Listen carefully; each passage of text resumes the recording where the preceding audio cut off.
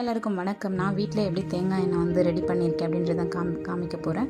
So சின்ன வெங்காயம், கத்தாழை, கருவேப்பிலை, நெல்லிக்காய், அதுக்கப்புறம் வெந்தயம், வெத்தலை. ஸோ என்கிட்ட வந்து செம்பருத்தி வந்து சிகப்பு இல்லை, ஸோ இந்த பூ தான் இருந்துச்சு. அதனால் இது எல்லாத்தையுமே வந்துட்டு கொஞ்சம் கொரப்பாக வந்து மிக்சியில் போட்டு அரைச்சிக்கிறேன். நார்மலாக வந்து இது அப்படியே வந்துட்டு போடுவாங்க. ஸோ நம்ம மிக்சியில் கொஞ்சம் அரைச்சி போடும்போது அதனோட இன்க்ரீடியன்ஸ் வந்து சாறு நல்லா இறங்கும். இதையெல்லாம் எதுக்கு ஆட் பண்ணுறோம் அப்படின்னா, நல்ல ஹேர் க்ரோத் இருக்கும், நல்ல ஹீட் பாடியாக இருக்கிறவங்களுக்கு நல்லா வந்து ஒரு கூலிங் கொடுக்கும். ஸோ எலுமிச்சங்காய் யூஸ் பண்ணுவோம் இல்லையா, அதுக்கு பதிலாக வந்து எலுமிச்சை இலை யூஸ் பண்ணியிருக்கேன்.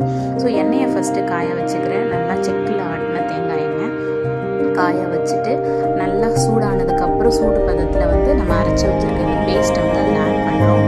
ஸோ இது எதுக்குன்னா, நம்ம நல்ல ஹேர் க்ரோத் இருக்கும், நல்ல ரூட்டில் அப்ளை பண்ணிவிட்டு நல்லா 1 or 2 hours நல்லா தலையில் ஊற வச்சுட்டு ஹேர் வாஷ் பண்ணால் நல்ல ஒரு சில்கி ஷைனிங் வந்து கிடைக்கும்.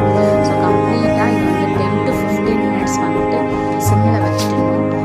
இதை வந்து டிஸ்டர்ப் பண்ண வேண்டாம். லைட்டாக நடுவில் வந்துட்டு கொஞ்சம் ஹீட் விடலாம்.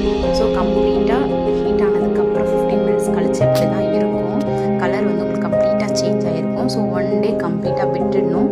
ஸோ நெக்ஸ்ட் டே மார்னிங் வந்துட்டு இப்படி தான் இருக்கும். ஸோ இதை எடுத்து ஃபில்டர் பண்ணிவிட்டு அண்ட் தென் நீங்கள் பாட்டிலில் ஸ்டோர் பண்ணி வச்சுக்கலாம்.